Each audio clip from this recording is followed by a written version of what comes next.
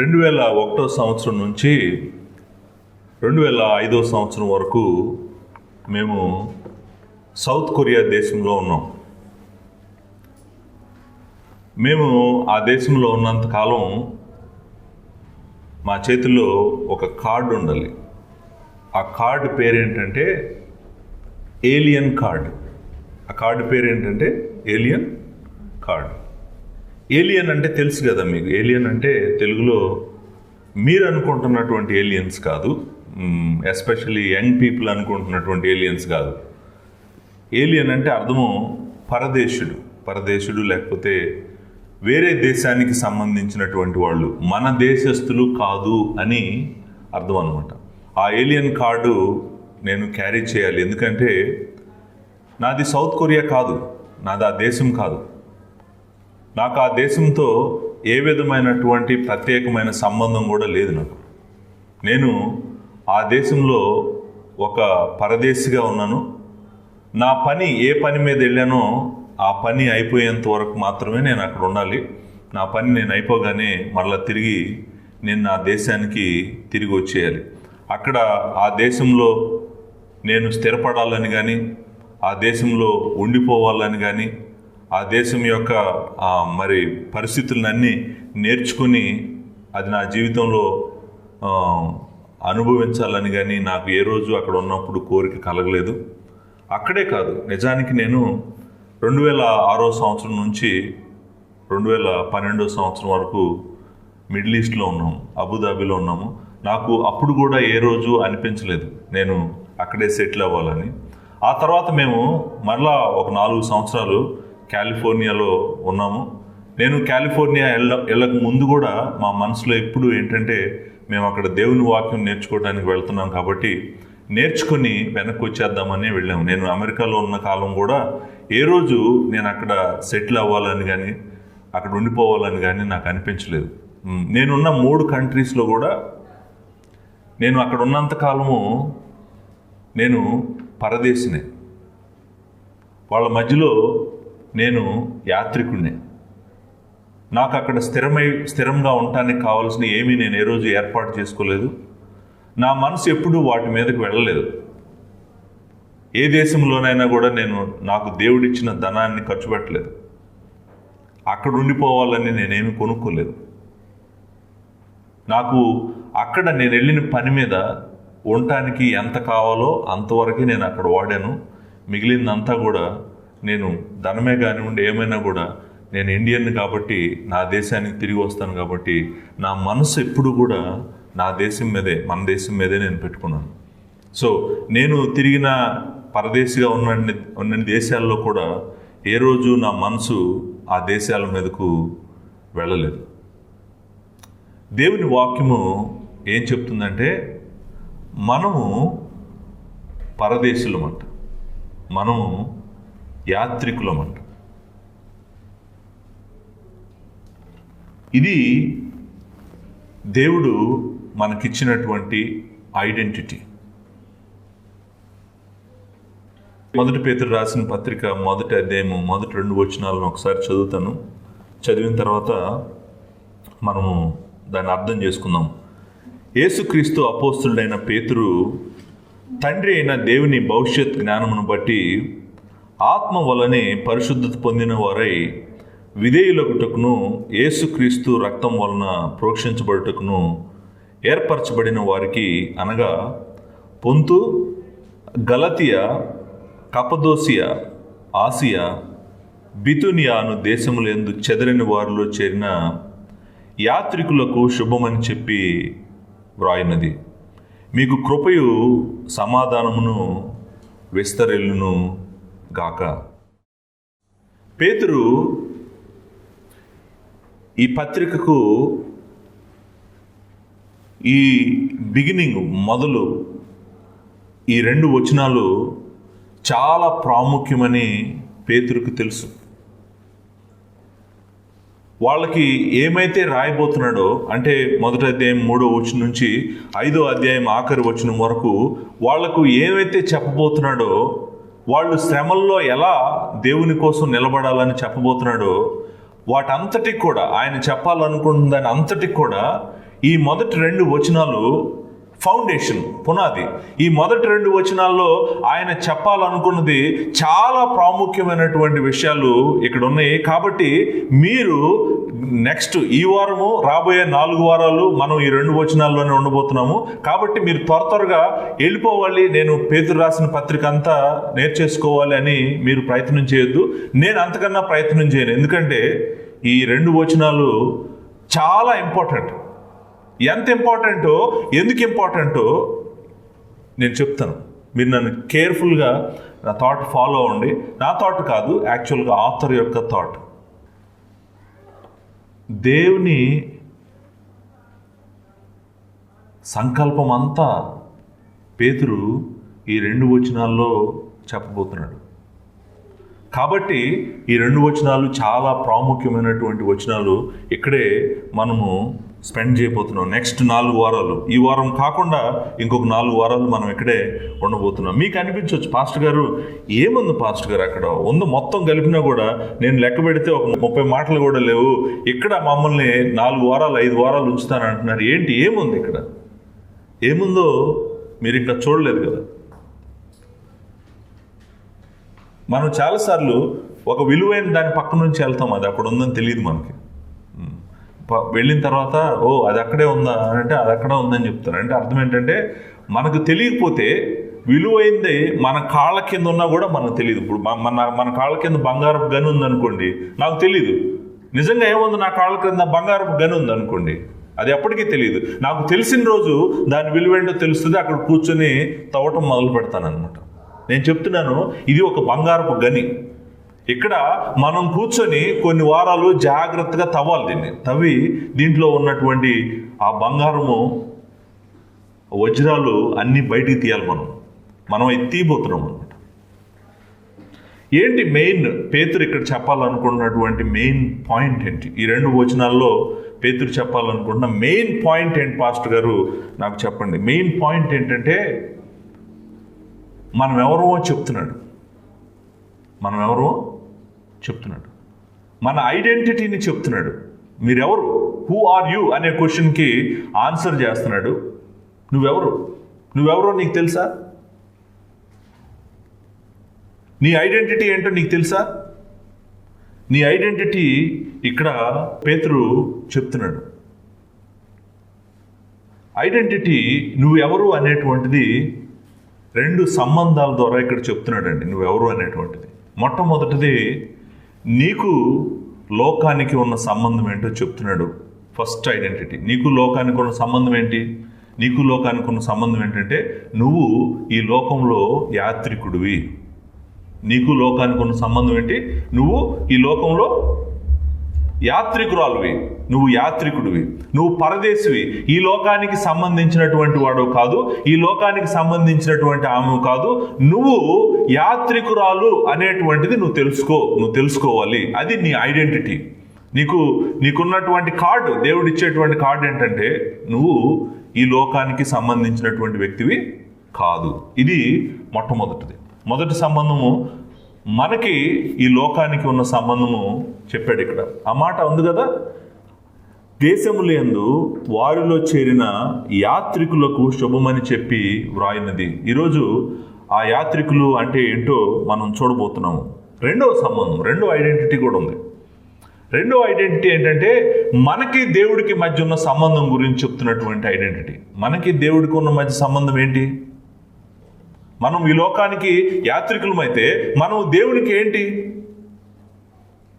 మనం దేవుడికంట ఏర్పరచబడిన వారం అంట. మనం దేవుడికి ఎవరండి? ఏర్పరచబడిన వారు. ఆయన భూమి మీద ఉన్న జనులందరిలో నుండి ఆయన కోసము మనలను ఏర్పరచుకున్నాడంట. ఒక్కొక్కరిని. మీరు ఈరోజు ఇక్కడ కూర్చున్న వాళ్ళు అందరూ అనుకోవచ్చు, అసలు దేవుడికి నేను ఎవరో తెలుసా? నేను ఎక్కడ పుట్టినో తెలుసా? మా తల్లిదండ్రులు ఎవరో తెలుసా? నా పేరేంటో తెలుసా? నా మనస్తత్వం ఏంటో తెలుసా?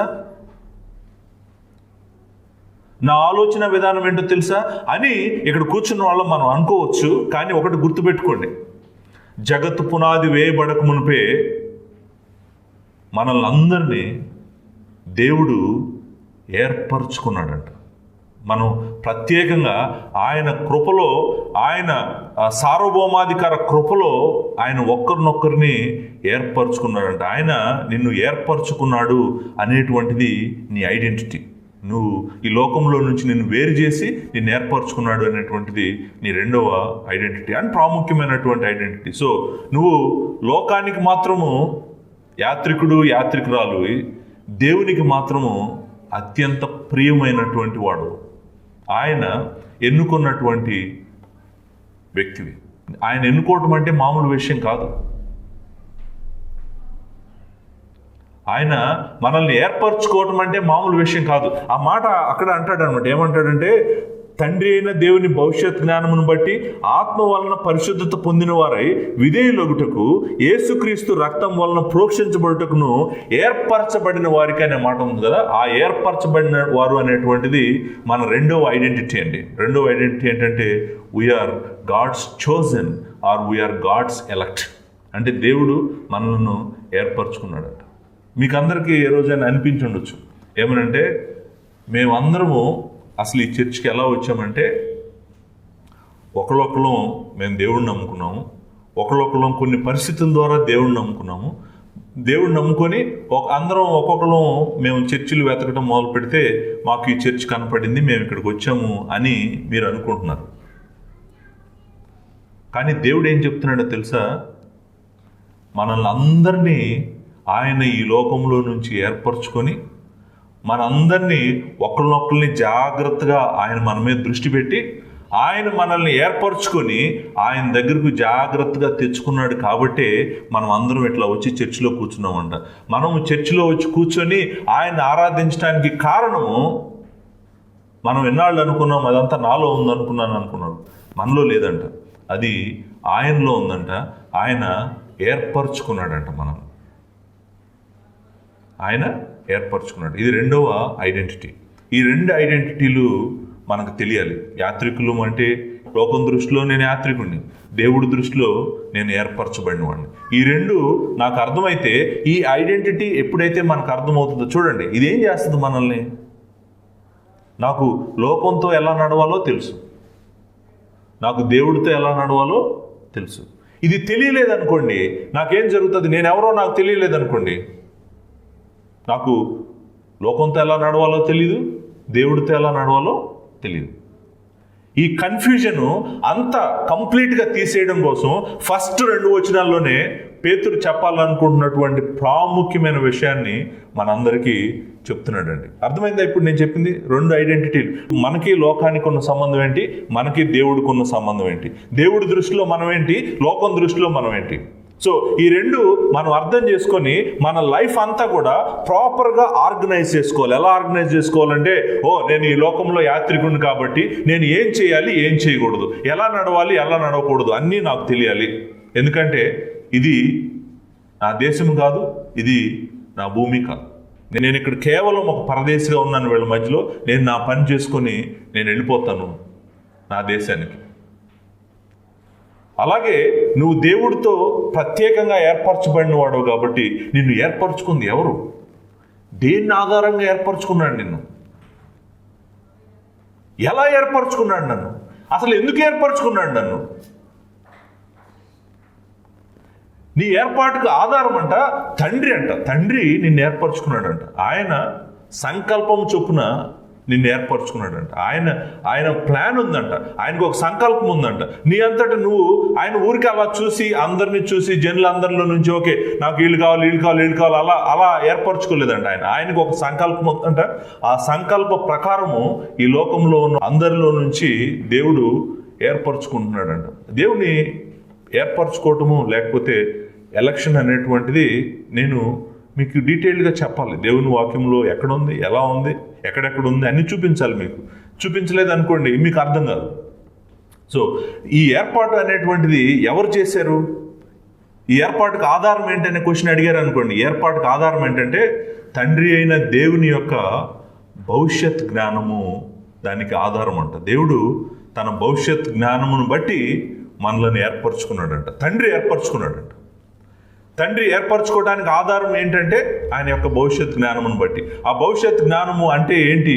తండ్రి భవిష్యత్ జ్ఞానమును బట్టి ఏర్పాటు చేసుకోవడం అంటే ఏంటో మనకు తెలియాలి. నెంబర్ 1. ఇంకొకటి కూడా తెలియాలి. ఇంకొకటి ఏంటంటే, నన్ను తండ్రి ఏర్పరచుకున్నాడు కరెక్టే, కానీ నేను ఏర్పరచబడిన వ్యక్తిని ఎలా అవుతున్నాను? ఎలా జరుగుతుంది అది ఏర్పరచబడిన వ్యక్తిని అవడం అంటే? అప్పుడు పరిశుద్ధాత్మ దేవుడు వస్తున్నాడు అనమాట. ఆయన వచ్చి తండ్రి ఎవరినైతే ఏర్పరచుకున్నాడో వాళ్ళని ఒక్కళ్ళనొక్కళ్ళని ఈ లోకంలో నుంచి, చీకటిలో నుంచి ఎత్తుకొని తీసుకొచ్చి వెలుగులోకి తీసుకొస్తున్నాడు అనమాట. పరిశుద్ధాత్మ దేవుడు తండ్రి ఏర్పరచుకున్న వాళ్ళని, పరిశుద్ధాత్మ దేవుడు వెళ్ళి వాళ్ళని తీసుకొని ఆయన దగ్గరికి తెచ్చుకుంటున్నాడంట. ఎలా చేస్తున్నాడంట? ఆత్మ వలన పరిశుద్ధత పొందిన వారు అనే మాట ఉంది కదా. పరిశుద్ధాత్మ దేవుడు, ఆత్మ అంటే అక్కడ పరిశుద్ధాత్ముడు. పరిశుద్ధాత్ముడు ఏం చేస్తున్నాడంట? వాళ్ళని పరిశుద్ధపరుస్తున్నాడంట. ఎలా పరిశుద్ధపరుస్తున్నాడు? శాంక్టిఫైయింగ్ అంటాం మనం. శాంక్టిఫైయింగ్ అంటే ఏంటి? పరిశుద్ధపరచడం. ఎలా పరిశుద్ధపరుస్తున్నాడు? వాళ్ళు చీకటిలో ఉన్నారు కదా, వాళ్ళకి దేవుడు తెలియదు కదా. నేను ఒకప్పుడు చీకటిలో ఉన్నాను, నాకు దేవుడు తెలియదు. నన్ను కానీ తండ్రి ఎన్నుకున్నాడేమో అది కూడా నాకు తెలియదు. నాకు ఏ రోజు ఎవరు వచ్చి చెప్పలేదు నాకు చెవులో, నువ్వు దేవుడు నిన్ను ఎన్నుకున్నాడు, ఏర్పరచుకున్నాడు, నువ్వు ఆయన దగ్గరికి రా అని ఎవరు చెప్పలేదు నాకు. కానీ ఈ లోకంలో నుంచి నేను అనుకున్నాను ఇన్ని రోజులు నేనే ఈ లోకంలో నుంచి వేరే, నేనే సువార్తకు స్పందించి నేనే ఆయన దగ్గరికి వచ్చానని ఇన్ని రోజులు అనుకున్నాను. కానీ దాని వెనకాల పరిశుద్ధాత్ముడు నా హృదయం మీద పనిచేసి నన్ను ఈ చీకటిలో నుంచి విడిపించి నాకు జీవమిచ్చి నన్ను ఎత్తుకొని ఆయన దగ్గరకు తీసుకొని వచ్చాడు అనేటువంటిది ఈ వచనాలు చదువుతుంటే నాకు అర్థమవుతుంది. రెండోది, ఒకటి తండ్రి ఏర్పాటు. ఆ తండ్రి ఏర్పాటు ప్రకారమే పరిశుద్ధాత్మ దేవుడు కూడా పనిచేస్తున్నాడు. వాళ్ళ ముగ్గురు మధ్య అబ్సల్యూట్ అగ్రిమెంట్ ఉంది. ఇటర్నిటీ నుంచి, అంటే నిత్యత్వం నుంచే వీళ్ళు ముగ్గురు కూడా తండ్రి ఎవరినైతే ఏర్పరచుకున్నాడో వాళ్ళని పరిశుద్ధాత్ముడు వెతుకుతున్నాడు, ఆయన దగ్గరికి తీసుకొస్తున్నాడు. ఇది రెండోది. సో నేను ఒక వారం ఇది చెప్పాలి. తండ్రి అయిన దేవుడు భవిష్యత్ జ్ఞానం బట్టి మనల్ని ఏర్పరచుకోవడం అంటే ఏంటో ఒక వారం చెప్పాలి నేను. పరిశుద్ధాత్ముడు మనల్ని పవిత్రపరచడం, మనల్ని పరిశుద్ధపరచడం అంటే ఏంటో కూడా ఒక వారం చెప్పాలి. ఆయన ఎలా పరిశుద్ధపరుస్తున్నాడు, ఎలా ఆయన దగ్గరికి తెచ్చుకుంటున్నాడో చెప్పాలి. ఈ రెండు అయిపోయిన తర్వాత యాక్చువల్గా మీరు అక్కడ ఒక కరెక్షన్ ఉంది తెలుగు బైబిల్లో, ప్రాముఖ్యమైన కరెక్షన్, అది చేసుకోండి. అదేంటంటే, తండ్రి అయిన దేవుని భవిష్యత్ జ్ఞానం బట్టి ఆత్మ వలన పరిశుద్ధత పొందిన వారై ఉండాలి. అక్కడ వారై దగ్గర ఉండాలి. ఉండి ఆ తర్వాత ఏమని రావాలంటే యేసుక్రీస్తుకు విధేయులగుటకును అలా ఉండాలన్నమాట. విధేయులు అవ్వాల్సింది మనం యేసుక్రీస్తుకు. ఉండి యేసుక్రీస్తుకు విధేయులగుటకును మరియు అనే మాట ఉండాలి. అండ్ మరియు ఆయన రక్తం వలన ప్రోక్షించబడుటకు అనే మాట ఉండాలన్నమాట. చూసారండి, అది రైట్ వే ఆఫ్ ట్రాన్స్లేషన్ అనమాట. ఈ ట్రాన్స్లేషన్ కరెక్షన్ మీరు చూసుకోవాలి. సో తండ్రి మనల్ని ఏర్పరచుకున్నాడు, పరిశుద్ధాత్ముడు మనల్ని పరిశుద్ధపరచడం అంటే అర్థం ఏంటంటే సెపరేట్ చేశాడు, ఈ లోకంలోనూ సెపరేట్ చేశాడు. సెపరేట్ చేయటమే కాదు, ఇప్పుడు third person in the God head, దేవుని కుమారుడు వస్తున్నాడు. తండ్రి ఎందుకు ఏర్పరచుకున్నాడంట? పరిశుద్ధాత్మ దేవుడు ఎందుకు మనల్ని పవిత్రపరుస్తున్నాడంట? ఇక్కడ 2 కారణాలు చెప్తున్నాడు. మొట్టమొదటి కారణం ఏంటంటే, మనమందరము దేవుని కుమారుడికి విధేయులు అవ్వాలంట. మనమందరము దేవుని కుమారుడికి విధేయులు అవ్వాలంట. ఆ మాట నేను మీకు చెప్పాలి. ఎందుకంటే తండ్రి యొక్క కోరిక ఏంటో తెలుసా అండి? మనం దేవుని కుమారుడిలాగా అవ్వాలని. పరిశుద్ధాత్మ దేవుడి యొక్క కోరిక ఏంటో తెలుసా? మనము దేవుని కుమారుడిలాగా అవ్వాలని.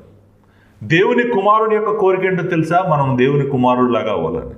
సో వీళ్ళు ముగ్గురు పనిచేస్తుంది మనల్ని లోకంలో నుంచి, చీకటి రాజ్యంలో నుంచి వేరు చేసి మనల్ని ఏం చేస్తున్నారంటే మనల్ని దేవుని కుమారుని స్వరూపంలోకి మారుస్తున్నారనమాట. మార్చి మహిమలోకి మనల్ని తీసుకువెళ్తున్నారు. ఇప్పుడు దేవుని కుమారుడు చేసే పని ఏంటి? మనల్ని ఏం చేస్తున్నాడు ఆయన? మనం అంటే ఆయనకి విధేయులు అవ్వాలంట. అంతేకాదు, మన అందరము మన పాపాలన్నీ కప్పబడాలంటే, కడగబడాలంటే ఆయన యొక్క రక్తము మన మీద ప్రోక్షించాలట. ఆ మాట ఉంది కదా అక్కడ, ఆయన రక్తం వలన ప్రోక్షించబడుటకు మీరు ఏర్పరచబడ్డారు. మీరు ఏర్పరచబడ్డారు అనేటువంటి మాట చాలా కీవర్డ్ దీంట్లో. మీరు ఏర్పరచబడ్డారు. ఎవరి చేత ఏర్పరచబడ్డారు? తండ్రి చేత ఏర్పరచబడ్డారు. ఎవరి ద్వారా ఏర్పరచబడ్డారు? పరిశుద్ధాత్ముడి ద్వారా ఏర్పరచబడ్డారు. ఎవరి కోసం మీరు ఏర్పరచబడ్డారు? దేవుని కుమారుడి కోసం మీరు ఏర్పరచబడ్డారు. అవి మూడు చెప్తున్నాడు అనమాట. మీరు మీ అంతటి మీరు రాలేదు ఇక్కడికి, మీ అంతటి మీరు వెలుగును వెతకలేదు, మీ అంతటి మీరు దేవుడిని వెతకలేదు. మీ వెనకాల వాళ్ళు ముగ్గురు కలిసి పనిచేస్తున్నారు. కలిసి పనిచేయటం వలన మీరు దేవుడి దగ్గరికి వచ్చారు. కానీ మీ వలన కలిగినది కాదు ఇది మనుషుల వలన కలుగుతుంది కాదు. నిజంగా మనం ఎవరో మనకు తెలియదు. దేవుణ్ణి వెతుకువాడు లేడు, ఒక్కడు కూడా లేడు. ఆయన గ్రహించువాడు లేడు. ఆయన కావాలని కోరుకునే వాళ్ళు ఎవరు లేరు.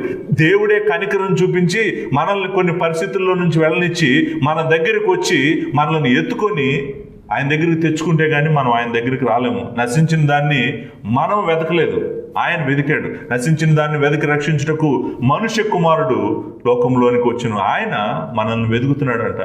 వెతికి ఆయన దగ్గరికి తెచ్చుకుంటున్నాడు అన్నమాట. చూసారండి, మీరు ఏర్పరచబడిన వారు అంటే దాని వెనకాల ముగ్గురు కలిసి పనిచేస్తున్నారు. ఈ పని జగత్తు పునాది వేయబడకమునిపే మొదలైంది. తండ్రి ఏర్పాటు, పరిశుద్ధాత్మ దేవుడి యొక్క పని, కుమారుడి యొక్క ప్రోక్షించడం, ఇవన్నీ కూడా కలిసి పనిచేస్తున్నాయి అన్నమాట. త్రిత్వమై ఉన్న దేవుడిని మనం ఎప్పుడూ జ్ఞాపకం చేసుకోవాలి. ఆరాధన చేసేటప్పుడు మీకు ఒక విషయం తెలుసో తెలీదు, పేతురు ఆరాధన చేస్తాడు 3వ వచనంలో. ఆరాధన ఎవరికి చేస్తాడో తెలుసా? 1 పేతురు రాసిన పత్రిక 1వ అధ్యాయం 3వ వచనంలో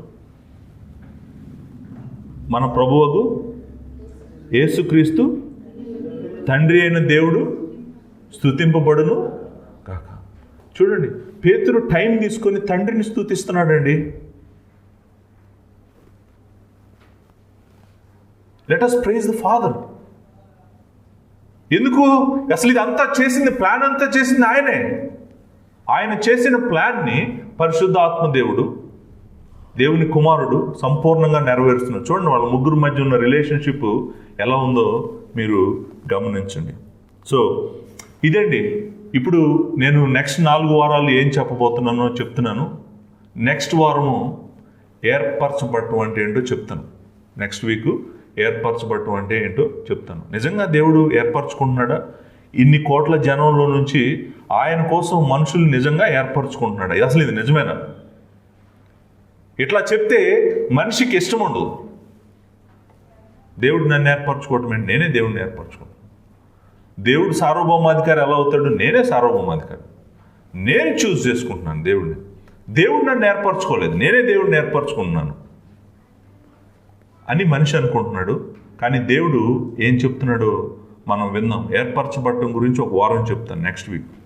ఆ తర్వాత వారము తండ్రి యొక్క భవిష్యత్ జ్ఞానమును బట్టి ఏర్పరచుకోవడం అంటే ఏంటో చెప్తాను. తండ్రి అయిన దేవుని భవిష్యత్ జ్ఞానం బట్టి మనం ఏర్పరచబడ్డాం కదా. తండ్రి అయిన దేవుని భవిష్యత్ జ్ఞానం అంటే ఏంటో చెప్తాను. ఆ తర్వాత వారము పరిశుద్ధాత్మ ద్వారా మనము పరిశుద్ధపరచబడటం అంటే ఏంటో చెప్తాను. ఆ తర్వాత వారము కుమారుడికి విధేయులు అవటం అంటే ఏంటి, ఆయన రక్తం వలన ప్రోక్షించబడటం అంటే ఏంటో చెప్తాను. ఈ రోజుకు మాత్రం నేను మన మొదటి ఐడెంటిటీ గురించి చెప్పబోతున్నాను. మొదటి ఐడెంటిటీ ఏంటి? మనం యాత్రికులం. మనకి ఈ లోకానికి ఉన్న సంబంధం ఏంటి? మనము ఈ లోకంలో యాత్రికులం. ఈ మాట మనకి పేతురు మరలా జ్ఞాపకం చేస్తాడండి. ఇక్కడ అన్నాడు కదా ఆ మాట. వీళ్ళు ఏమంటాడంటే, మీరు పొంతు, గలతియా, కప్పదోసియా, ఆసియా, బెతునియా అనే దేశంలందు చెదరిన వారిలో చేరిన యాత్రికులు అంటున్నాడు. మీరు యాత్రికులు అని అన్నాడు అనమాట. ఈ మాట మరలా వస్తుంది 1 పేతురు రాసిన పత్రికలో 1వ అధ్యాయం 17వ వచనం ఒకసారి చదువుతున్నాను. 17వ వచనంలో, పక్షపాతం లేకుండా క్రియలను బట్టి ప్రతివానిని తీర్పు తీర్చువాడు తండ్రి అని మీరు ఆయనకు ప్రార్థన చేయుచున్నారు గనుక మీరు పరదేశులై ఉన్నంత కాలము భయముతో గడుపుడి. ఈ లోకంలో పరదేశులైనంత కాలము మనము భయంతో గడుపుడి అని ఇక్కడ చెప్తున్నాడు. అంతేకాదు, మీరు ముందుకు వెళ్తే 2వ అధ్యాయము 11వ వచనం, 2వ అధ్యాయం 11వ వచనంలో ఈ మాట ఉంటుందన్నమాట. ఏముంటుందంటే, ప్రియులారా, మీరు పరదేశులను యాత్రికులనై ఉన్నారు కనుక ఆత్మకు విరోధముగా పోరాడు శరీరాశలను విసర్జించండి అన్నాడు. సో అంటే మీరు ఈ లోకానికి సంబంధించిన వాళ్ళు కాదు, ఈ లోకంలో ఉన్న వారిలాగా ప్రవర్తించడానికి మీరు పరదేశులు, మీరు యాత్రికులు కనుక మీ ఆత్మకు విరోధముగా పోరాడేటువంటి శరీర ఆశలన్నిటినీ, శరీర కోరికలన్నిటినీ మీరు విసర్జించండి అని చెప్పాడు అనమాట. సో ఈయన మరలా ఈ మీరు యాత్రికులు, మీరు పరదేశులు అనేటువంటి మాట పుస్తకంలో వాడుతూ ఉన్నాడు. అంటే దేవుని బిడ్డలు, దేవుని దగ్గరికి వచ్చిన వాళ్ళు ఈ లోకం దృష్టిలో మనం పరదేశులమేనా, లేకపోతే మన దృష్టిలో ఈ లోకంలో ఉన్నంతకాలం మనం పరదేశులమేనా, యాత్రికులమేనా? ఈ పరదేశులు లేకపోతే యాత్రికులు అనేటువంటి మాట ఉదాహరణకి అబ్రహాము వాడతాడు. అబ్రహాము ఆదికాండము 23వ అధ్యాయంలో ఈ మాట వాడతాడు. ఒకసారి మనం చూద్దాం. ఇది ఎందుకు చెప్తున్నానంటే, ఒక ప్రాముఖ్యమైన విషయం గురించి మాట్లాడాలి. 23వ అధ్యాయము 4వ వచనంలో ఈ మాట అంటాడు. ఏమంటాడంటే, హెబ్రోన్లో ఉన్నప్పుడు జరిగినటువంటి సంఘటన. 23వ అధ్యాయం 1వ వచనం, శారా జీవించినంత కాలము అనగా శారా బ్రతికిన ఏండ్లు 127. శారా కానాను దేశమందలి హెబ్రోను కిర్యాతర్బాలో మృతి పొందెను. అప్పుడు అబ్రహాము శారా నిమిత్తం అంగలార్చుటకును ఆమెను గూర్చి ఏడ్చుటకును వచ్చెను. తరువాత అబ్రహాము మృతి పొందిన తన భార్య ఎదుటి నుండి లేచి హేతు కుమారులను చూసి, హెబ్రోన్లో ఉన్న వాళ్ళని చూసి అంటున్నాడు, నేను మీ మధ్య పరదేశినిగాను పరవాసిగాను ఉన్నాను. ఇక్కడ చూడండి, ఈ వచనంలో పరదేశిగా ఉన్నాను లేకపోతే పరవాసిగా ఉన్నాను అంటే అర్థము ఏంటంటే, నేను కానాను దేశంలో హెబ్రోను పట్టణస్థుడిని కాదు, నేను వేరే దేశం నుంచి వచ్చాను ఇక్కడికి, మీ మధ్యలో నేను నివాసం చేస్తున్నాను. అంటే నేను ఇందాక చెప్పాను కదా, నేను కొరియాలో పనిచేశాను. అది ఆ అర్థం ఇక్కడ అర్థం ఏంటంటే, నేను మీ మధ్య వాడిని కాదు, మీ వాడిని కాదు, మీ మధ్యలో నేను పుట్టలేదు, మీ మధ్యలో నేను పెరగలేదు, ఈ దేశం వాడిని కాదు నేను అని చెప్తున్నాడు. అబ్రహాం చెప్తూ ఏమంటున్నాడంటే, నా భార్య చనిపోయింది, నా భార్యను పాతి పెట్టుకోవడానికి నాకు స్థలం కావాలని అడుగుతున్నాడు వాడిని. సో ఆ కాంటెక్స్ట్లో ఏమంటాడంటే, నేను పరదేశిగాను పరవాసిగాను ఉన్నానంటే అర్థము ఇక్కడ 1 పేతురు రాసిన పత్రికలో యాత్రికుడు అనే మాటకు అర్థం, ఆ అర్థం వేరు, ఈ అర్థం వేరు. ఈ అర్థం కూడా వచ్చేటట్టు దేవుని వాక్యంలో ఉంది అని నేను మీకు చెప్పటం కోసం చెప్తున్నాను. అంటే పరదేశి పరవాసి అంటే ఎప్పుడూ కూడా మనము పరలోకానికి సంబంధించిన వాళ్ళని, భూమి మీదకి మనకు సంబంధం లేదని అర్థం కాదు. ఎప్పుడు అలా కాదు దేవుని వాక్యంలో. ఇలా కూడా కొన్నిసార్లు అర్థము ఉండటానికి అవకాశం ఉంది. ఇంకొక వచనం కూడా చూద్దాం. 2వ అధ్యాయము నిర్గమకాండము 22వ వచనంలో, 2వ అధ్యాయము 22వ వచనం ఈ మాట ఉంటుందన్నమాట. ఇది మోషే గురించి. మోషే ఈ మాట అంటాడు. ఆమె ఒక కుమారుని కన్నప్పుడు మోషే ఏమన్నాడంటండి, నేను అన్య దేశంలో పరదేశినై ఉంటునని మిద్యానులో ఉన్నప్పుడు జరిగిన సంఘటన. నేను అన్య దేశంలో పరదేశినై ఉంటున్నాను అనుకుని, అంటే వాడు మిద్యానీయుడు కాదు, మిద్యానీయుల మధ్యలో ఉన్నాడు. ఎందుకు మిద్యానీయుల మధ్యలో ఉన్నాడో మీకు తెలుసు. ఐగుప్తు నుంచి పారిపోయినప్పుడు అరణ్యంలోకి వచ్చి అరణ్యంలో గడిపిన కాలంలో మిద్యానీయుల మధ్యలో ఉన్నాడు. సో మిద్యానీయుల కుమార్తెను, ఆయన మిద్యానీయుల యాజకునికి 7 కుమార్తెలు ఉన్నారని 16వ వచనం చదువుతారు. అక్కడ వివాహం చేసుకున్నాడు. ఈయన ఈజిప్ట్ నుంచి వచ్చాడు. సో ఈయన ఏమంటాడంటే, నేను అన్ని దినుల దేశంలో ఉన్నాను కాబట్టి నేను ఇక్కడ పరవాసిగా ఉన్నాను అని చెప్తున్నాడు. సో ఇప్పుడు ఆ 2 వచనాలు కాకుండా ఇంకొక వచనం కూడా ఉంది. యాక్చువల్గా స్టెఫెన్ కూడా ఈ మాటని కోట్ చేస్తాడండి. స్టెఫెను అపోస్తుల కార్యాల గ్రంథం 7వ అధ్యాయంలో 7వ అధ్యాయం 29వ వచనంలో ఈ మాటని కోట్ చేస్తాడు. ఏమంటాడంటే చూడండి, మోషే ఆ మాట విని పారిపోయి మిద్యాను దేశంలో పరదేశి అయ్యుండి అక్కడ 2 కుమారులను కనెను. అపోస్తుల కార్యాల గ్రంథం 7వ అధ్యాయము 29వ వచనం ఏమనుందండి? మిద్యాను దేశంలో పరదేశీ అయి ఉన్నాడంట. పరదేశీ అనేటువంటి మాట మనం ఇక్కడ కూడా చూద్దాం. సో ఇలాంటి రెఫరెన్సెస్ దేవుని వాక్యంలో, అంటే వాళ్ళ కంట్రీలో వాళ్ళు నివాసం చేస్తున్నప్పుడు వాళ్ళు ఏమని చెప్పారంటే, నేను ఈ కంట్రీ వాడిని కాదు. అబ్రహాం చెప్పాడు హెబ్రోన్లో, నేను ఈ కంట్రీ వాడిని కాదు అని. మోషే చెప్పాడు, నేను మిద్యానీయుడిని కాదు, కానీ నేను మిద్యానీయుల మధ్యలో ఉంటున్నానని. స్టెఫెన్ కూడా దాన్ని మనకు జ్ఞాపకం చేశాడు. చూడండి, మోషే పరవాసిగా ఉన్నాడు అక్కడ అని. సో ఇప్పుడు నేను ఇదంతా ఎందుకు చెప్పానంటే ఒక కారణం ఉంది. ఏముందంటే, మొదటి పేతురు రాసిన పత్రికలో యాత్రికుడు, పరదేశులు అంటే అర్థం ఏంటంటే,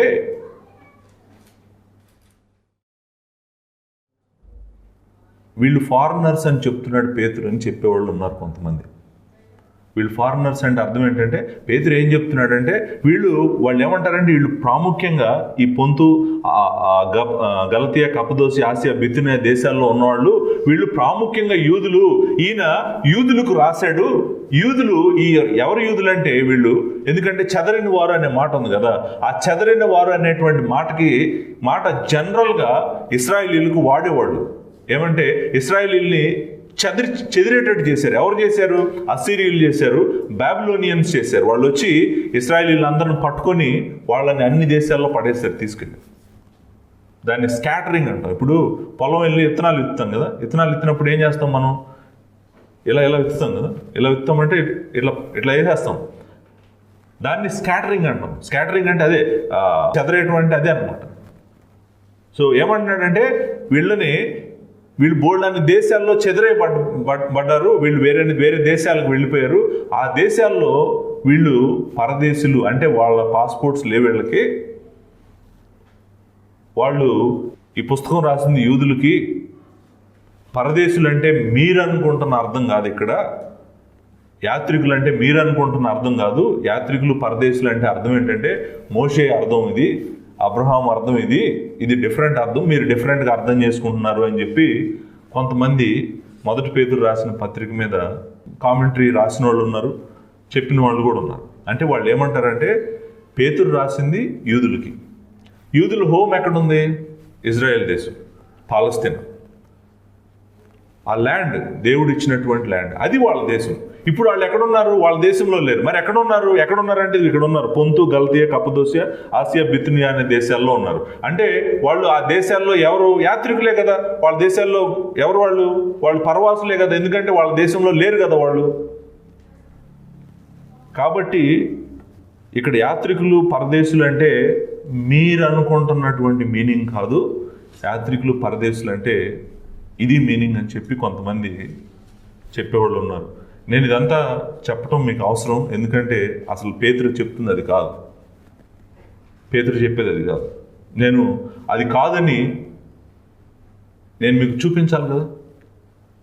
చూపించడం కోసం ఇది చెప్పాను. బ్యాక్గ్రౌండ్ చెప్పలేదు అనుకోండి, రేపు ఎవరన్నా మీకు కనపడి, మీరు పరదేశులు అంటే మీరు అనుకుంటున్న పరదేశులు కాదు, పేతురు దృష్టిలో వేరేది ఉంది, మీరు వేరేగా అర్థం చేసుకున్నారని మిమ్మల్ని అడిగారు అనుకోండి, మీకు అప్పుడు తెలియాలి, నాకు తెలిసి సంగతి, నాకు క్లియర్గా తెలిసి సంగతి, పేతురు పరదేశులు, యాత్రికులు అంటే ఏంటో నాకు అర్థం తెలుసు అని మీరు చెప్పాలి. సో నేను నమ్మేది ఏంటంటే, మొదటి పేతురు రాసిన పత్రిక దేవుడు నమ్ముకున్న వాళ్ళకి రాశాడు.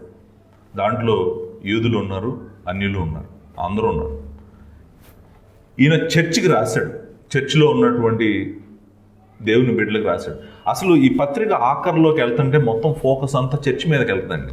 మీరు గమనించారో లేదో, 4వ అధ్యాయం 12వ వచనం నుంచి మొత్తం దృష్టి అంతా ఎక్కడికి తీసుకెళ్తాడో తెలుసు, ఆయన చర్చ్ మీదకి తీసుకెళ్తాడు. చర్చిలో యూదులు కాదు కదా, అందరూ ఉంటారు, యూదులు ఉంటారు, అన్యులు ఉంటారు, అందరూ ఉంటారు. సో ఆయన ఫోకస్ ఒక పర్టికులర్ గ్రూప్ మీద లేదు. అంటే యూదులు, మీరు, నాకు తెలుసు మీరు ఇజ్రాయెల్ దేశం నుంచి మిమ్మల్ని బయటపడేశారు, మీరు అన్ని దేశాల్లోకి వెళ్ళిపోయారు, మీరు అక్కడ పరదేశులుగా ఉన్నారు కాబట్టి మీకు కొన్ని కష్టాలు ఉంటాయి. చూడండి, ఇంకొకటి కూడా చెప్తారు, జాగ్రత్తగా వినాలి. ఈ కష్టాలంట, అంటే ఈ శ్రమలంట వీళ్ళకి ఎందుకు వచ్చినాయి అంటే వాళ్ళ దేశంలో లేరు కాబట్టి వచ్చినాయి అంట వాళ్ళకి శ్రమలు.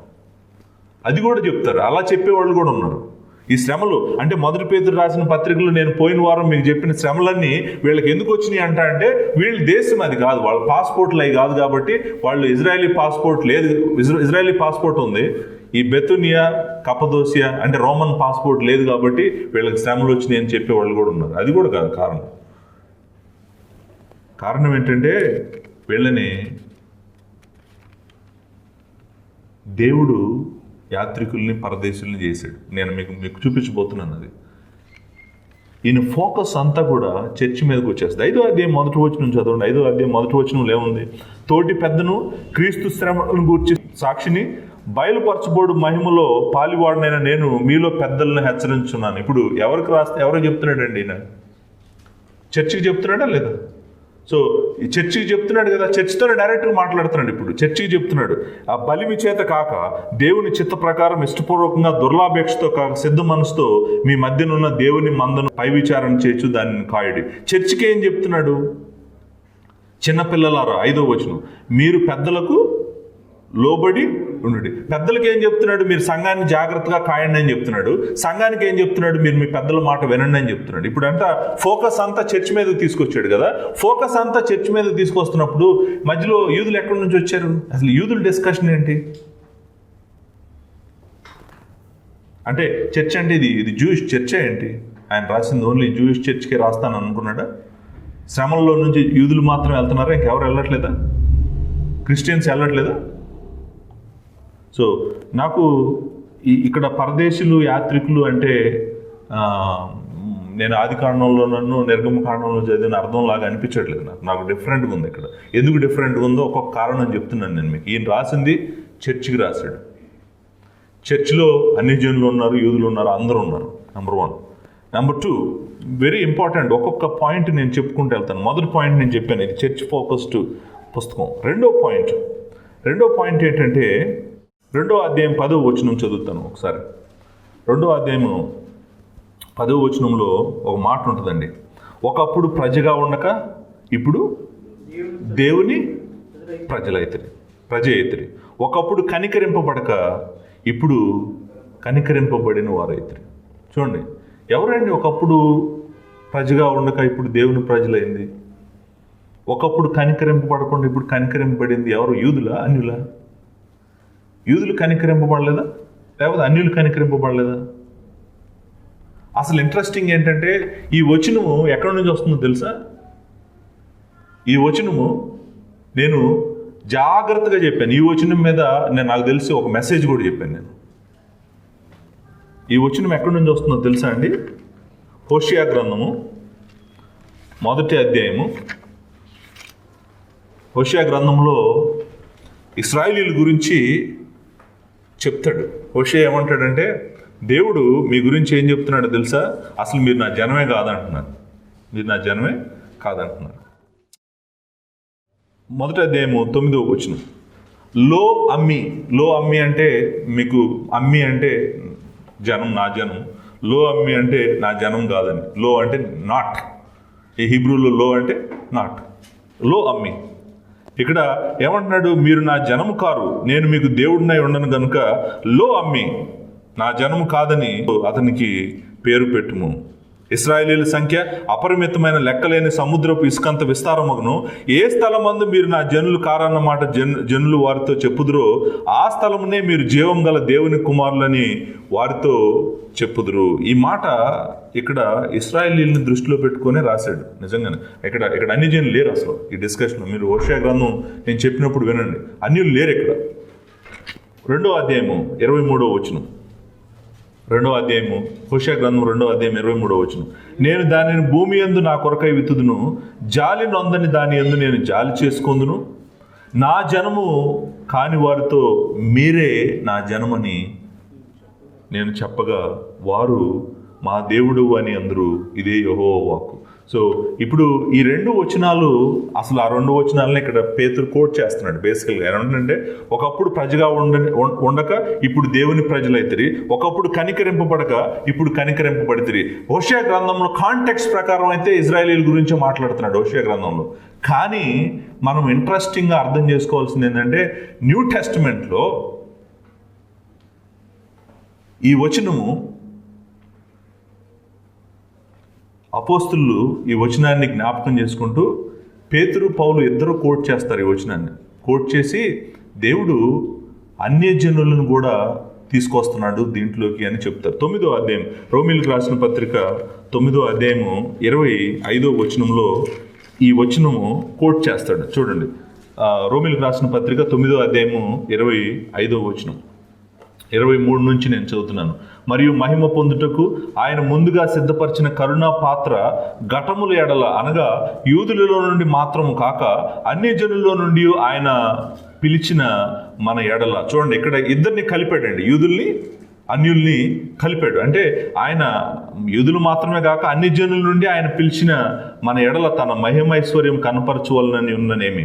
ఆ ప్రకారము నా ప్రజలు కాని వారిని నా ప్రజలనియు, ప్రియురాలు కాని దానిని ప్రియురాలని నేను పేరు పెట్టుదును. మరియు జరిగినది ఏమనగా, మీరు నా ప్రజలు కారని ఏ చోట వారితో చెప్పబడినో ఆ చోటే జీవం గల దేవుని కుమారులని వారికి పేరు పెట్టబడును అని హోషియాలో ఆయన చెప్పుచున్నాడు. ఇక్కడ చూడండి, ఇక్కడ పాలు కోట్ చేస్తూ ఏమంటున్నాడంటే, ఈ వచనం నిజంగా యూదులకి అన్ని జనులకి ఇద్దరికి సంబంధించినటువంటిది. ఆయన జనము కాని వారిని ఆయన జనమని పిలుస్తున్నాడు. ఆయన ఒకప్పుడు కనికరింపని వారిని ఇప్పుడు కనికరిస్తున్నాడు అని చెప్పి పౌలు పేతురు ఇద్దరు కోట్ చేస్తున్నారు. నాకు ఇక్కడ చర్చ్ కనపడుతుంది, కానీ నాకు పర్టికులర్ గ్రూప్ ఆఫ్ పీపుల్ కనపడట్లేదు. అంటే యూదుల గురించే మాట్లాడుతున్నాడు అనేటువంటిది నాకు కనిపించట్లేదు. ఎందుకంటే పాలు క్లియర్గా చెప్పాడు, ఆయన అన్ని జనులను కూడా పిలుస్తున్నాడు అని చెప్పి హోషియాని కోట్ చేశాడు కింద. సో కోట్ చేశాడు కాబట్టి ఈ వచనం ప్రకారము ఇద్దరు గురించి మాట్లాడుతున్నాడు, అంటే చర్చ్ గురించి మాట్లాడుతున్నాడు అనేది నాకు అర్థమయ్యేది. మూడో పాయింట్ ఏంటంటే 1 పేతురు 4వ అధ్యాయం 3వ వచనం. మరియు పోకిరి చేష్టలు, దురాశలు, మద్యపానము, అల్లరితో కూడిన ఆటపాటలు, తాగుబోతు విందులు, చేయదగని విగ్రహ పూజలు మొదలైన వాటి యందు నడుచుకొనుచు అన్యజనుల ఇష్టము నెరవేర్చుచుండుటకు గత కాలమే చాలును. ఎవరితో చెప్తున్నాడు ఈ మాటలు? మీరు అన్యజనులాగా నడిచారు, చాలా కాలం నడిచారు, చాలు అని యూదులకు చెప్తున్నాడు. ఈ మాట యూదులకు చెప్తాడండి? మీరు అన్యజనుల్లాగా విగ్రహారాధన చేశారు, ఇవన్నీ చేశారు, చాలు, అన్యజనుల్లాగా నడిచిన కాలం అయిపోయింది, ఇంకా అది వదిలేయండి అని ఎవరికి చెప్తాడు? యూదులకి ఎందుకు చెప్తాడు? ఆ యూదులైతే గతించిన కాలమే చాలును, ఇక దాన్ని విడిచిపెట్టండి అని. అన్యజనుల్లాగా నడిచారు మీరు, ఇక చాలు, మీరు ఇప్పుడు అన్యజనులు కాదు, మీరు ఇప్పుడు దేవుని బిడ్డలు అని చెప్తున్నాడు. కాబట్టి నేను అనుకుంటాను ఇక్కడ పరదేశులు, యాత్రికులు అంటే వాళ్ళు అనుకుంటున్నటువంటి ఇది కాదు. 4వ ప్రూఫ్. ఎన్ని ప్రూఫ్లు అయినాయండి ఇప్పటికి? 3 అయినాయి. 4వది 2వ అధ్యాయం 11వ వచనం. 2వ అధ్యాయం 11వ వచనంలో ఈ మాట అంటాడు. ఏమంటాడంటే, ప్రియులారా, మీరు పరదేశులను యాత్రికులై ఉన్నారు కనుక ఆత్మకు విరోధంగా పోరాడు శరీరాశలను విసర్జించండి. ఏమండి అంటే యాత్రికులుగా ఉన్నంతకాలమే ఆత్మకి విరోధంగా ఉండే అన్నిటి గురించి పోరాడతారా? ఇజ్రాయెల్ రాగానే అన్ని మానేస్తారు ఏంటి వీళ్ళు? అంటే మీరు పొంతు, గలతియా, కప్పదోసి, ఆసియా, బితినియా అనే దేశాల్లో మీరు ఫారినర్స్గా ఉన్నారు కాబట్టి ఆత్మకు విరోధంగా వచ్చే వాటిని పోరాడండి, మీరు ఇజ్రాయెల్ రాగానే అన్ని వదిలేయండి అని అర్థం. ఆయన చెప్తుంది. అసలు నేషనల్ ఐడెంటిటీ కానీ వాళ్ళ సిటిజన్షిప్ గురించి కానీ ఏమైనా అర్థం ఉందో దీనికి? ఈ వచనం ఏం చెప్తుందంటే, మీరు దేవుడు ఏర్పరచుకున్న వాళ్ళు, మీరు లోకంలో నుంచి వేరు చేసేటి దేవుడు మిమ్మల్ని, మీరు ఈ లోకం దృష్టిలో యాత్రికులు, పరదేశులు కాబట్టి మీ ఆత్మకు విరోధంగా పోరాడేటువంటివి అన్నిటిని, శరీర కోరికలను అన్నిటిని విసర్జించండి అని చెప్పే కాంటెక్స్ట్లో మాట్లాడుతున్నాడు. కానీ మీరు వేరే దేశాల్లో ఉన్నారు కాబట్టి ఆత్మకు విరోధంగా వచ్చి అన్నిటిని పోరాడండి అని ఆయన చెప్పట్లేదు. నాకు కూడా ఇది చదువుతుంటే అసలు కన్విన్సింగ్ లేదనమాట, కొంతమంది ఆర్గ్యుమెంట్ అనమాట. సో అంటే ఇక్కడ అర్థం ఏంటంటే, యాత్రికులు అంటే దేవుని బిడ్డలు కాబట్టి మీరు ఆత్మకు విరోధంగా వచ్చిన అన్నిటి గురించి మీరు పోరాడండి అనే చెప్తున్నాడు, కానీ వేరే అర్థము కాదనమాట. ఇది ఒక పాయింట్. 1వ అధ్యాయం 17వ వచనంలో కూడా మనం ఒకసారి చూద్దాం. ఇంకొక ఐదవ ప్రూఫ్. 1వ అధ్యాయం 17వ వచనంలో ఏముంది? పక్షపాతం లేకుండా క్రియలను బట్టి ప్రతివానికి తీర్చువాడు తండ్రి అని మీరు ఆయనకు ప్రార్థన చేయుచున్నారు గనుక పరదేశులై ఉన్నంత కాలము భయముతో గడుపుడి. అంటే బితునియాలో ఉన్నంత కాలమే తండ్రికి భయంతో గడుపుతారు వీళ్ళు. ఇక్కడ ఇజ్రాయెల్ దేశం వస్తే గడపరా తండ్రికి భయంతో? అంటే గడపాలి కదా, వాళ్ళు భూమి మీద ఉన్నంత కాలం తండ్రిది భయంతో గడపాలి. సో అంటే ఇక్కడ యాత్రికుడు అంటే పరదేశి అంటే అర్థము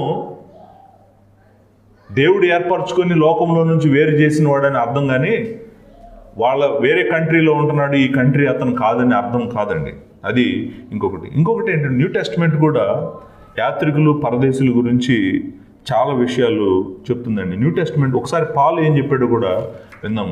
ఫిలిప్పీలకు రాసిన పత్రిక 3వ అధ్యాయము 20వ వచనం ఏమంటున్నాడండి? 20వ వచనంలో మన పౌరస్థితి పరలోకమందు ఉన్నది. అక్కడ నుండి ప్రభు అయిన యేసుక్రీస్తు అని రక్షకుని నిమిత్తము కనిపెట్టుచున్నాం. పౌరస్థితి అంటే ఏంటండి? సిటిజన్షిప్, నీ పాస్పోర్ట్. ఏ పౌరుడివి నువ్వు? పరలోకపు పౌరుడు.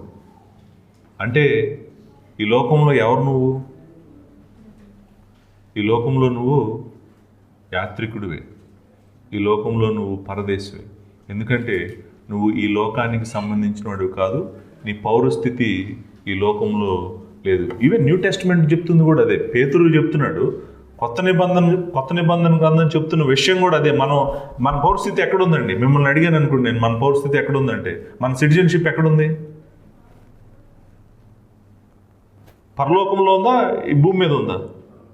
పరలోకంలో ఉంది. పరలోకంలో ఉన్నప్పుడు మనం ఈ లోకంలో ఏమవుతాం? ఫారినర్స్ అవుతాం అవమా?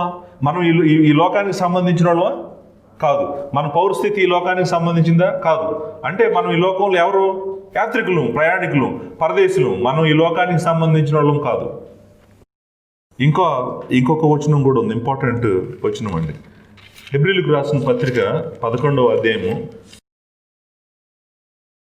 9వ వచనం ఒకసారి చదువుతాను. విశ్వాసమును బట్టి అతడును అతనితో ఆ వాగ్దానమునకు సమాన వారసులైన ఇస్సాకును యాకోబు అనువారు గుడారములలో నివసించుచు అన్యజనుల దేశములో ఉన్నట్టుగా వాగ్దత్త దేశంలో పరవాసులైరి. అంటే అర్థమేంటి? ఈ దేశం నీదే అన్నాడు అబ్రహాంకి. ఈ దేశం నాదే అయితే అబ్రహాం ఏం చేయాలి? అబ్రహాం ఏం చేయాలంటే ఒక 1000 ఎకరాల పొలం కొనుక్కొని దాంట్లో ప్యాలెస్ కట్టుకొని కూర్చోవాలి. అబ్రహాము ఒక 1000 ఎకరాల పొలం కొనుక్కొని దాంట్లో ప్యాలెస్ కట్టుకోలేదంట, ఇల్లు కూడా కట్టుకోలేదంట. మీకు ఒక విషయం తెలుసా? అబ్రహాం భూమి మీద ఏం కొనుక్కోలేదు, తన భార్యను పాతి పెట్టుకోవడానికి సమాధి స్థలం మాత్రం కొనుక్కున్నాడండి. అబ్రహాము ధనవంతుడు, వెరీ రిచ్ మ్యాన్, బట్ ఏమీ కొనలేదు భూమి మీద. ఎందుకు కొనలేదు? భూమి మీద ఉన్నంత కాలము గుడారాల్లో నివసించారంటండి. వాగ్దానం దేశం చేసింది భూమిలో. అంటే అర్థం ఏంటంటే ఇదే నీ కంట్రీ అని దేవుడు చెప్పాడు. ఏ కంట్రీ అయితే నీదని చెప్పాడో ఆ కంట్రీలోనే ఆయన గుడారాల్లో ఉన్నాడు. ఎలా గుడారాల్లో ఉంటా? ఆయనకి ఇచ్చిన దేశంలోనే అన్యుడిలాగా బ్రతికాడంట. అన్యుడిలాగా బ్రతికి పరవాసిలాగా బ్రతికాడంట. ఎందుకని బ్రతికాడు? ఆయన దేశంలో సిటిజన్షిప్ దేవుడు ఇచ్చేసాడు ఆయనకి. ఇచ్చినప్పుడు చక్కగా ప్యాలెస్ కట్టుకోవచ్చు కదా. ఆయనకున్న డబ్బులన్నీ పెట్టి ఎందుకు చేయలేదు తెలుసా? అబ్రహాము విశ్వాసము నాకుంటే మంచిదని మనం రోజు అడగాలి దేవుడిని. అబ్రహాం లాంటి విశ్వాసం మనకుంటే చాలా మంచిది. అబ్రహాం మన తండ్రి. అబ్రహాం ఇశ్రాయేలీయులకు తండ్రి కాదు, ఇశ్రాయేలీయులకు తండ్రే, కానీ మనకు కూడా తండ్రే. రోమీయులకు రాసిన పత్రిక 4వ అధ్యాయం నేను చెప్పాను, ఆయన మనకు తండ్రి. మన తండ్రి ఎంత విశ్వాసం గలవాడో మీకు తెలుసా?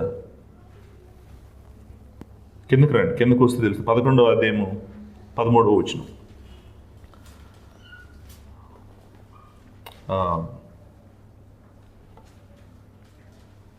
వీరందరూ ఆ వాగ్దాన ఫలములు అనుభవింపకపోయినను దూరము నుండి చూసి వందనము చేసి తాము భూమి మీద పరదేశులను యాత్రికులై ఉన్నామని ఒప్పుకొని విశ్వాసం గలవారై మృతి నొందిరి. చూసారండి? ఏమండి ఇక్కడ అర్థం ఏంటి? వాళ్ళు యాత్రికులు పరదేశులు అని చెప్తున్నాడు. భూమి మీద ఎవరు మనం?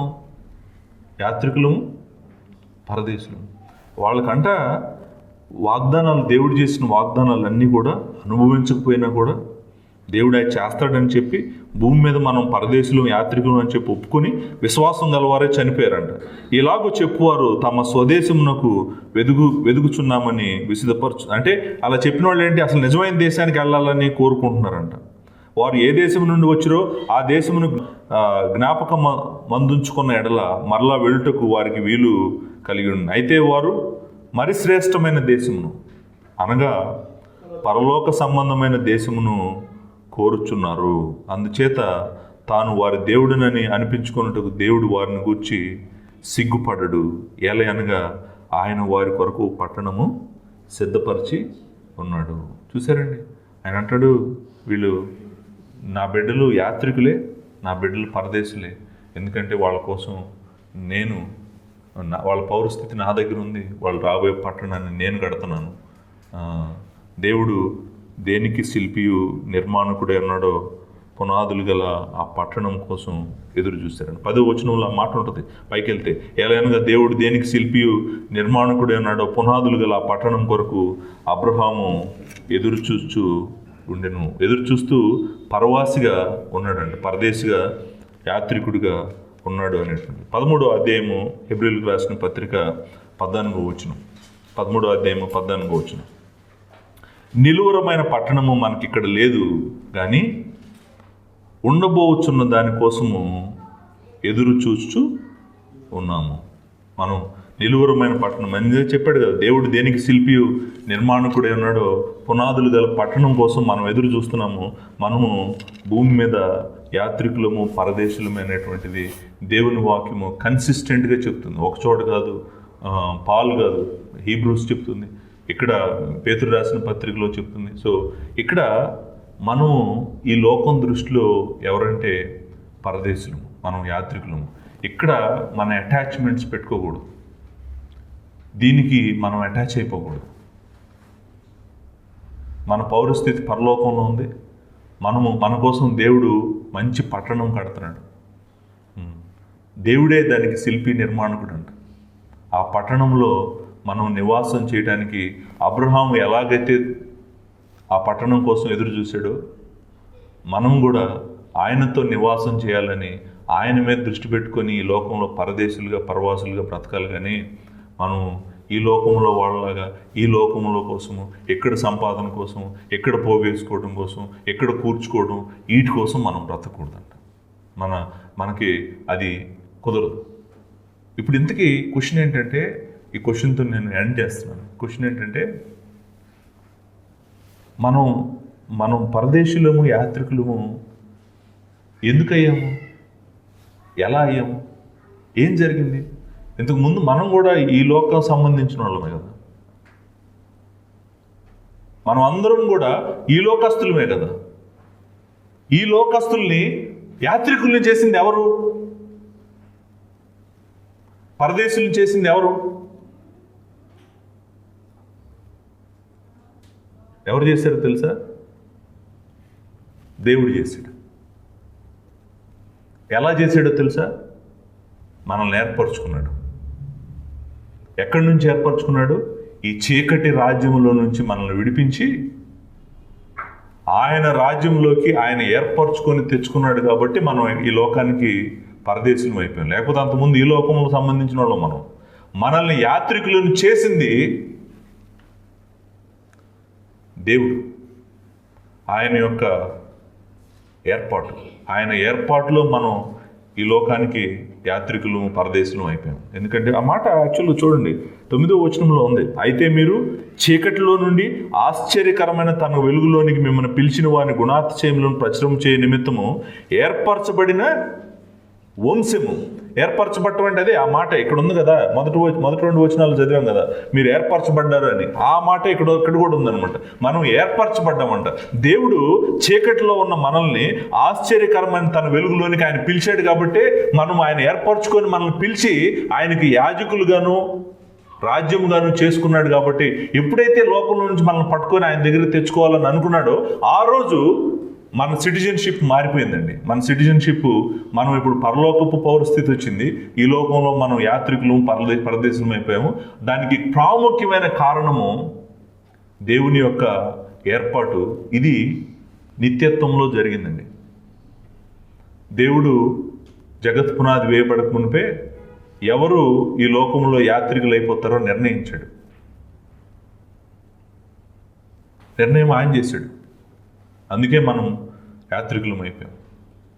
నేను యాత్రికుడిని, పరదేశిని కాను, నేను ఈ లోకంలోనే ఉంటాను, నాకు ఈ లోక పౌరస్థితే బాగుంది, ఇక్కడే చాలా ఆనందంగా ఉంది, సంతోషంగా ఉంది అని అనుకున్నావు అనుకో, నువ్వు ఇక్కడే ఉంటావు. లేదు నా దేవుని సంకల్పమే కరెక్ట్ అని అనుకున్నావు అనుకో, ఆయన సంకల్పానికి ఒప్పుకుంటాం. సరే, ఒకటి ఆయన ఏర్పాటు చేసింది మనల్ని యాత్రికుల్ని. ఇంకేమన్నా చేసిందా మనల్ని యాత్రికుల్ని? ఇంకెవరైనా చేశారా? ఒకటి, సృష్టి ముందు దేవుడు ఏర్పరచుకున్నాడు. అప్పుడు మనం లేము, మనకు బయట జరిగింది, మనకు చెప్పకుండా జరిగింది. అది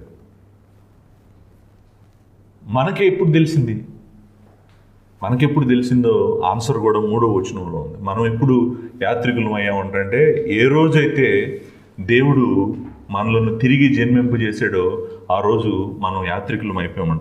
3వ వచనంలో ఉంటుంది, మన ప్రభువు యేసుక్రీస్తు తండ్రి అయిన దేవుడు స్తుతింపబడును గాక. మృతుల్లో నుండి యేసుక్రీస్తు తిరిగి లేచడం వలన జీవముతో కూడిన నిరీక్షణ మనకు కలుగునట్లు, అనగా అక్షయమైనది, నిర్మలమైనది, వాడబారినదైన స్వాస్థ్యం మనకు కలుగునట్లు ఆయన తన విశేష కనికరము చొప్పున మనలను మరలా జన్మింపజేసిన రీబర్త్, బోర్న్ అగైన్, సాల్వేషన్ జరిగింది. ఆ రోజు ఏ రోజైతే మనకి ఆ బోర్న్ అగైన్ అనేటువంటి జరిగిందో, ఆయన ఏర్పాటు ఎప్పుడో జరిగింది. కానీ మనం ఏ రోజు యాత్రికులం అయిపోయామంటే ఆయన దృష్టిలో ఎప్పుడో అయిపోయాము. కానీ యాక్చువల్గా మనం ఏ రోజు అయిపోయామంటే, ఏ రోజైతే మనల్ని ఆయన కొత్త నిరీక్షణలోకి తిరిగి జన్మింపజేసాడో ఆ రోజు మనం యాత్రికులము అయిపోయామంట. సో యాత్రికులు పరదేశులం కాబట్టి మనం ఏ దేశానికి సంబంధించిన వాళ్ళమో ఆ దేశానికి సంబంధించిన వాళ్ళలాగానే ప్రవర్తించాలి. మన రాజు మన దేవుడు. ఎవరు? తండ్రి అయిన దేవుడు, కుమారుడైన దేవుడు, పరిశుద్ధాత్ముడైన దేవుడు. మన దేవుని గురించి మనం రాబోయే వారాల్లో నేర్చుకోబోతున్నాం. మనము వెంబడించాల్సింది ఆయన్ని, మనము హత్తుకోవాల్సింది ఆయన్ని, మనం ప్రేమించాల్సింది ఆయన్ని, మనం వినాల్సింది ఆయన మాట, ఆయన వాక్యం. సో ఇప్పుడు మన లైఫ్ని గైడ్ చేస్తున్న వాళ్ళు, ఇంతకుముందు గైడ్ చేసిన వాళ్ళు, మన నేత్రాశ, మన శరీరాశ, మన జీవకుడమ్మము, ఈ లోకంలో ఉన్నాయి మనం నడిపిస్తే, ఇక నుంచి అవి నడిపించకూడదు. మనల్ని ఆయన వాక్యము నడిపించాలి. ఆయన వాక్యం గురించి పేతురు చాలాసార్లు చెప్తాడు అనమాట. 1వ అధ్యాయం 23వ వచనంలో అంటాడు, శాశ్వతమగు జీవము గల దేవుని వాక్యము అంటాడు. తర్వాత 24వ వచనంలో అంటాడు, అయితే ప్రభు వాక్యము ఎల్లప్పుడూ నిలుచును అంటాడు. 2వ అధ్యాయము 3వ వచనంలో అంటాడు, 3వ వచనంలో అంటాడు, నిర్మలమైన వాక్యము వలన, వాక్యమును పాల వలన అంటాడు. అంటే సో గాడ్స్ వర్డ్ మనకు లైట్ అవ్వాలి, గాడ్స్ వర్డ్ మనల్ని నడిపించాలి, ఆయనను మనం హత్తుకోవాలి, ఆయన్ను మనం ప్రేమించాలి. సో మనల్ని యాత్రికులను చేసింది ఒక సైడు దేవుడు నిత్యత్వంలో చేశాడు. కానీ పరిశుద్ధాత్ముడు మనల్ని తిరిగి జన్మించడం వలన మనల్ని లోకంలో నుంచి వేరు చేసి, చీకటిలో నుంచి వేరు చేసి ఆయన రాజ్యంలోనికి తెచ్చాడు. కాబట్టి మనం కూడా యాత్రికుల వలె అబ్రహాము ఎదురు చూసినట్టు దేవుడు దేనికి నిర్మాణకుడే ఉన్నాడు, పునాదులు గల ఆ పట్టణం కోసం మనం ఎదురు చూస్తూ వాగ్దాత్త దేశంలో పరవాసిగా ఉన్నట్టు మనం కూడా ఈ లోకంలో ఈ లోక మాలిన్యం మనం అంటుకోకుండా మనము ఆయన్ని హత్తుకోవాలి, ఆయన ప్రేమించాలి. కానీ ఆయన హత్తుకోవాలి, ఆయన ప్రేమించాలంటే ఆయన ఎవరో మనకు తెలియాలి కదా. ఆయన ఎవరో మనకు తెలియాలి, ఆయన ఏం చేశాడో మనకు తెలియాలి. అది నెక్స్ట్ 4 వారాలు మనం మొదటి 2 వచనాల్లో చూడబోతున్నాం. దేవుని కృప మీ అందరికీ తోడుగా ఉండుగాక. Thank you.